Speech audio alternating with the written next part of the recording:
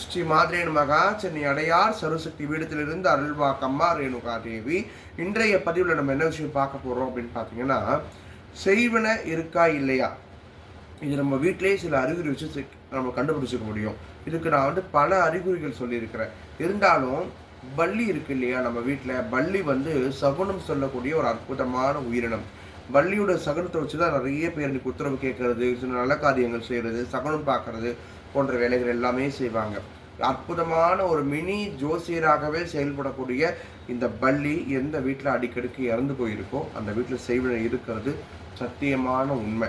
அதனால் இந்த செய்வினையை ரிமூவ் பண்ணுறதுக்கு உண்டான வேலையை நீங்கள் உடனடியாக பார்க்கணும் அப்படின்றத அறிவுறுத்துறதுக்காக தான் அந்த பல்லி அடிக்கடிக்கு நம்ம வீட்டில் இறந்து போகிறது.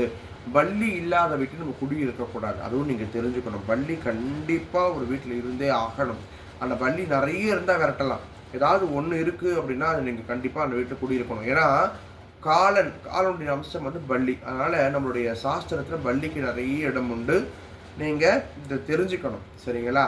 ஆக இந்த மாதிரி ஏதாவது பிரச்சனைகள் இருந்தால் எங்களை காண்டாக்ட் பண்ணுங்கள். உங்களுடைய கருத்துக்களை எங்களுக்கு தெரிவிங்க. நன்றி. சிவாய நம.